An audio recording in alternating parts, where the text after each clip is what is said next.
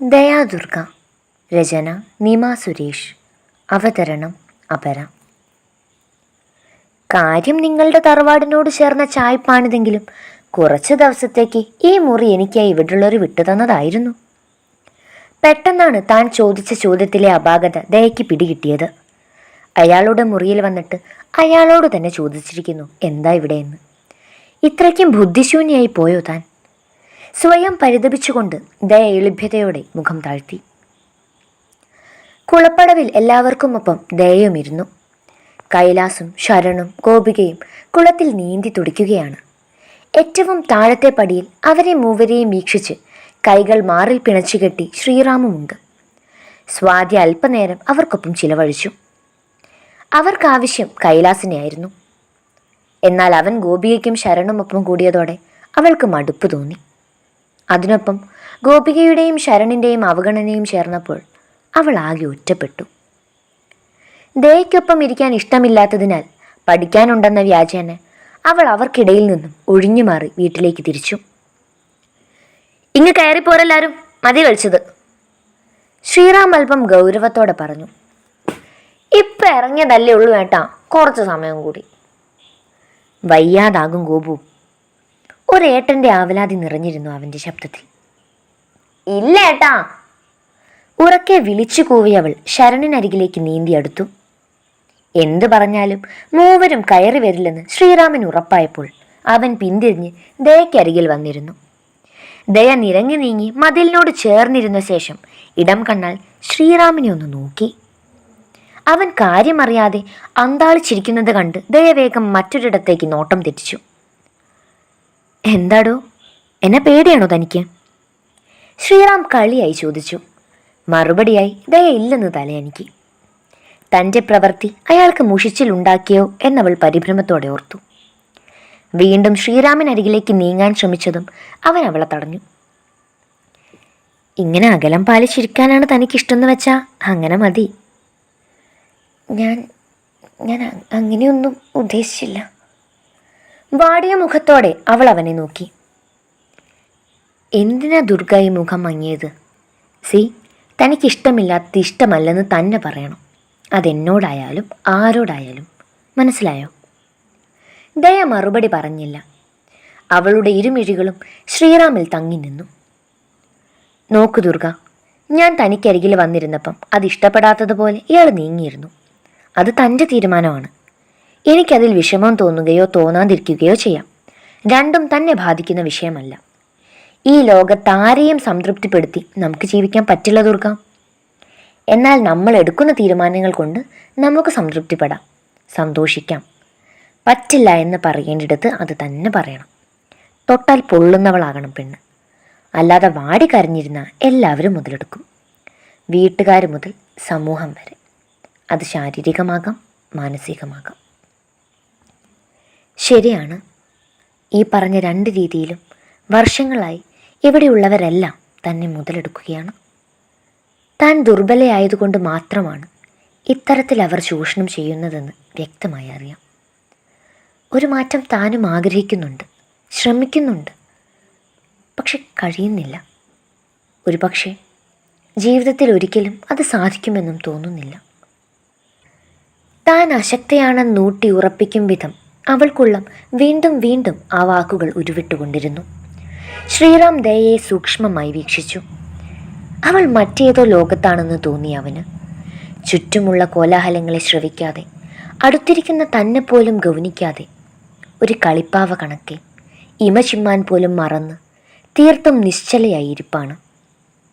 ദൂരെ നിന്നും കൈലാസ് ഇരുവരുടെയും ഇടപഴകലും സംസാരവുമെല്ലാം നോക്കിക്കാണുന്നുണ്ടായിരുന്നു.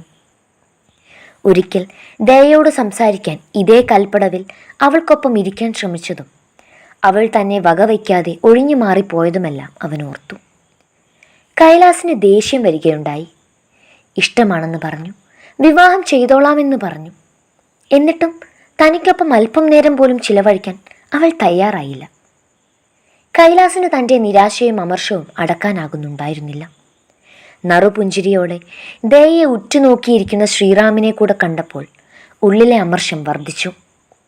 ഓളം വെട്ടുന്ന തെളിനീരിലേക്ക് ആഞ്ഞടിച്ച ശേഷം അവൻ കൽപ്പടവിലേക്ക് നീന്തിയടുത്തു. പടവിൽ അഴിച്ചിട്ടിരുന്ന ടീഷർട്ട് എടുത്ത് ഈറനായ ദേഹത്തൂടെ ഇട്ടവൻ തിരികെ വീട്ടിലേക്ക് നടന്നു.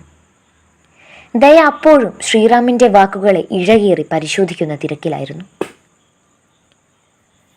മുറിയിലേക്ക് കയറാൻ ഒരുങ്ങുമ്പോഴാണ് തൻ്റെ കട്ടിലിൽ ഇരു കൈകളും ഊന്നിയിരിക്കുന്ന സാവിത്രിയെ ദയ കാണുന്നത്.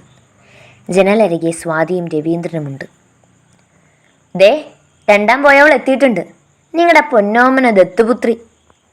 സാവിത്രി പുച്ഛത്തോടെ ദയയെയും രവീന്ദ്രനെയും മാറി മാറി നോക്കിയപ്പോൾ അവരുടെ സംബോധന കേട്ട് അതിനിരട്ടി പുച്ഛത്തോടെ ദയയുടെ ചുണ്ടുകളും കൂടി. സാവിത്രി, നീ വെറുതെ മോളെ ഓരോന്ന് പറഞ്ഞ് വിഷമിക്കാതെ പോയേ, അവളോട് ഞാൻ സംസാരിച്ചോളാം. വേണ്ട, തരം കിട്ടിയ ഇവള് നിങ്ങൾ ഉപദ്രവിക്കും. സാവിത്രി ദയയെ നോക്കി ദേഷ്യത്തോടെ പറഞ്ഞു. പെട്ടെന്ന് ദയയുടെ മുഖത്തൊരു സാരിയും ബ്ലൗസും വന്നു വീണു. സ്വാതിയായിരുന്നു അതവൾക്ക് നേരെ എറിഞ്ഞത്.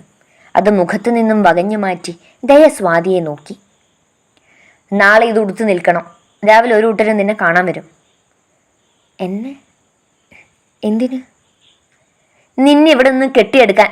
രവിയേട്ടനെ അറിയണാരോ, നിന്നെ കണ്ട് ബോധിച്ച ഉടനെ വിവാഹം ഉണ്ടാവും.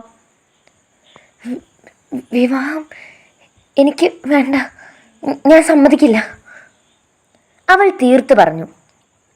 പിന്നെ ജീവിതകാലം മുഴുവൻ ഇവിടെ അട്ടിപ്പേറി കിടക്കാമെന്നാണോ എൻ്റെ മനസ്സിലിരിപ്പ്? മേലനങ്ങാണ്ട് തിന്നും കുടിച്ചും ഇവിടെ ജീവിക്കാമെന്ന് നീ വ്യാമോഹിക്കണ്ട. നാളെ അവർക്ക് മുന്നേ വന്ന് നിൽക്കാൻ നീ കൂട്ടാക്കിയില്ല എന്ന് വെച്ചാ മുറ്റടിക്കണ ചൂൽ വെച്ച് അടിച്ചിറക്കും നിന്നെ ഞാൻ ഈ വീട്ടിൽ നിന്ന്. ഇതെൻ്റെ മക്കൾക്ക് അവകാശപ്പെട്ട വീടാ. നിന്നെ പോലെ അശ്രീകരം അവർക്കും ഈ വീടിന് ശാപമാ. സാവിത്രി രോഷത്താൽ നിന്ന് വിറച്ചു. വല്യമ്മേ, ഞാൻ മിണ്ടരുത് അസത്തെ. അവർ കൈമുട്ട് മടക്കി ദയക്ക് നേരെ ഓങ്ങി.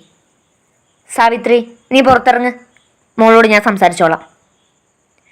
വേണ്ട. ദയ വാക്കുകളാൽ ഉടനടി രവീന്ദ്രന്റെ ഉദ്യമത്തെ തടഞ്ഞു. അവൾക്കറിയാമായിരുന്നു അയാളുടെ മനസ്സിലിരിപ്പ്. സാവിത്രി ദയയെ കൂർപ്പിച്ചൊന്നു നോക്കി. വാ രവിയേട്ടാ, മോളെ സ്വാതി വന്നേ. ഇരുവരെയും വിളിച്ച് സാവിത്രി മുറിക്ക് പുറത്തേക്കിറങ്ങി. പിന്നാലെ സ്വാതിയും. രവീന്ദ്രൻ ദയക്കരികിലേക്ക് അടുത്ത് അവളുടെ ദേഹത്ത് തൊട്ടില്ല എന്ന മട്ടിൽ ചാഞ്ഞു നിന്നു. നാളെ രാവിലെ ഒരുങ്ങി നിന്നോളണം. തൽക്കാലം ഇത് ഞങ്ങൾ നീയും മാത്രം അറിഞ്ഞാൽ മതി. ആ ഗോപികയോടോ മറ്റാരോടോ പറഞ്ഞാലോ നിന്റെ നാവിൻ തുമ്പിന്ന് വല്ലതും വീണ് ഈ വിവാഹം മുടങ്ങിയാലോ കൊന്നു തള്ളും ഞാൻ. നിന്നെയല്ല, നിനക്കേറ്റവും പ്രിയപ്പെട്ട നിന്റെ രക്ഷക ഗോപികയെ. ദയ ഞെട്ടലോടെ അയാളെ നോക്കി. ആ മുഖം ഒരു വേട്ട നായയുടേതുപോലെ വന്യമായിരുന്നു. അവൾക്ക് ഭയം തോന്നി. ഉള്ളിൽ ഒരിറ്റ് പോലും കനിവില്ലാത്ത ക്രൂരനാണ് അയാൾ. സ്വന്തം സുഖത്തിനും ലാഭത്തിനും വേണ്ടി എന്തും ചെയ്യും. അത് മറ്റാരേക്കാളും നന്നായി തനിക്കറിയാം, തനിക്ക് മാത്രം. പറഞ്ഞത് വെറും വാക്കായി കരുതണ്ട. ഒരു തെളിവ് പോലും അവശേഷിക്കാത്ത വിധത്തിൽ കൊന്നു കെട്ടി താഴ്ത്തും ഞാൻ. വേണമെങ്കിൽ തറവാട് കുളത്തിലെ അടിത്തട്ടിലൊന്ന് മുങ്ങി തപ്പി നോക്ക്. ആരുടെങ്കിലും എന്തെങ്കിലും അവശേഷിപ്പ് കൈ തടയാതിരിക്കില്ല. രവീന്ദ്രൻ പുച്ഛത്തോടെ പറഞ്ഞു നിർത്തിയപ്പോൾ ദയയ്ക്ക് തൻ്റെ ശ്വാസം നിലച്ചതുപോലെ തോന്നി. അവൾ നെഞ്ചിൽ കൈ ചേർത്ത് ഒരാശ്രയത്തിനായി പിന്നിലെ ചുമരിലേക്ക് ചാരി നിന്നു. അയാൾ അശ്ലീല ചുവയോടെ ദയയെ ഒന്ന് നോക്കി വിരലുകളാൽ അവളുടെ കഴുത്തിൻ്റെ വലതുവശത്തുനിന്ന് തലോടി. രവിയേട്ടൻ വരുമല്ലേ? സാവിത്രി ചോദ്യത്തോടെ പിന്തിരിഞ്ഞു നോക്കിയതും അയാൾ മുഖത്തെ ഭാവം മാറ്റി അവരെ നോക്കി തലയാട്ടി. പറഞ്ഞതൊന്നും മറക്കണ്ട, ഒന്നും. അവസാനമായി ദയയ്ക്ക് നേരെ ഭീഷണിയുടെ സ്വരമുയർത്തി അയാൾ മുറി വിട്ട് പുറത്തേക്കിറങ്ങി. അളിയനോടൊരു കാര്യം അവതരിപ്പിക്കാനാണ് നേരവും കാലവും നോക്കാതെ ഞാനിപ്പോൾ ഇങ്ങടേക്ക് കയറി വന്നത്. തൻ്റെ വാക്കുകൾക്കായി അക്ഷമയോടെ കാത്തു നിൽക്കുന്ന ശേഖരനെ നോക്കി രവീന്ദ്രൻ അല്പം വൈമനസ്യത്തോടെ പറഞ്ഞു. എന്തിനാ രവി ഒരു മുഖവുരയുടെ ആവശ്യം? താൻ കാര്യം പറയും. എൻ്റെ ദച്ചുവിനൊരു വിവാഹാലോചന വന്നിട്ടുണ്ട്. ചെക്കനെയും കൂട്ടരെയും ഒക്കെ എനിക്കറിയാം, നല്ല ബന്ധാണ്. അതെയോ? കുട്ടിയോട് ചോദിച്ചോ? അവൾക്ക് ഇഷ്ടമുണ്ടോ ഇപ്പോൾ ഒരു വിവാഹത്തിന്? ഞാൻ സംസാരിച്ചിരുന്നു. അവൾക്കും അച്ഛനും താല്പര്യക്കുറവൊന്നുമില്ല. പ്രശ്നം എന്താച്ചാ? എന്താടോ? ശേഖരൻ സംശയപൂർവ്വം രവീന്ദ്രനെ നോക്കി. തുറന്നു പറയാലോ, ഗോപുമോളാണ് പ്രശ്നം. ഞാൻ ഈ പറഞ്ഞതിൽ അളിയൻ എന്നോട് മുഷിച്ചിലൊന്നും തോന്നരുത്. ഗോപുമോൾ എന്താ ഇങ്ങനെ പെരുമാറണതെന്ന് എനിക്കറിയില്ല. അവളുടെ മനസ്സിൽ ദച്ചുവിൻ്റെയും കണ്ണൻ്റെയും വിവാഹമാണ്. കണ്ണനോട് എനിക്ക് സ്വാതിമോളും കുറച്ചു മുമ്പ് ഞാനും അതേക്കുറിച്ച് സംസാരിച്ചിരുന്നു. അവൻ അങ്ങനെ ഒരു ഇഷ്ടമൊന്നുമില്ല. ലച്ചുവിനുമില്ല. എന്നിട്ടും ഗോപുമോൾ എന്തിനാ ഇങ്ങനെ വാശി പിടിക്കണമെന്ന് എനിക്ക് മനസ്സിലാവണില്ല. ശേഖരൻ്റെ മുഖം വല്ലാതായി. ഗോപുമോൾ ഇവിടെ ആരോട് എങ്ങനെ പെരുമാറിയാലും എനിക്കൊന്നുമില്ല അളിയ.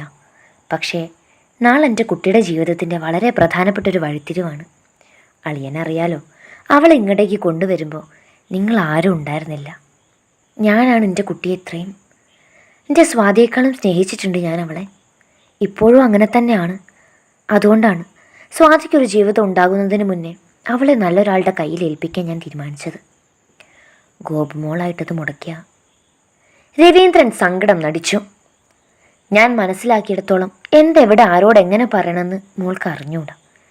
ചിലപ്പം അവളുടെ പ്രായത്തിൻ്റെ ആകാം, അല്ലെങ്കിൽ അമ്മയില്ലാതെ വളർന്നതിൻ്റെ ഒരു. രവീന്ദ്രൻ വിഷമിക്കണ്ട, നാളത്തെ ചടങ്ങ് നടക്കട്ടെ. ഗോപു ഇവിടേക്ക് വരാതെ ഞാൻ നോക്കിക്കോളാം. തൻ്റെ മക്കളുടെ ജീവിതത്തിന് എൻ്റെ മോൾ ഒരിക്കലും ഒരു തടസ്സമാവില്ല, അത് ഞാൻ ഉറപ്പു തരാം. രവീന്ദ്രനെ തുടരാൻ സമ്മതിക്കാതെ ശേഖരൻ ഉറപ്പോടെ പറഞ്ഞു നിർത്തി. നാളെ ഗോപുമോൾ എവിടെ നിന്നൊന്ന് മാറ്റി നിർത്തിയ മോളെ മാത്രമല്ല, കൂടെയുള്ള 2 കുട്ടികളെയും ഞാൻ നോക്കിക്കോളാം. രവീന്ദ്രൻ്റെ മനം സന്തോഷം കൊണ്ട് മതിമറന്നു. കാര്യങ്ങളെല്ലാം താൻ വിചാരിച്ചിടത്ത് തന്നെ എത്തി നിൽക്കുന്നു. തടസ്സങ്ങൾ ഓരോന്നായി നീങ്ങുന്നു. അയാൾ ശേഖരനെ നോക്കി ഒന്ന് പുഞ്ചിരിച്ച് തിരികെ നടന്നു. തൻ്റെ ലക്ഷ്യത്തിലേക്കുള്ള ആദ്യ പടി വിജയിച്ചതിൻ്റെ പരമാനന്ദത്തിൽ.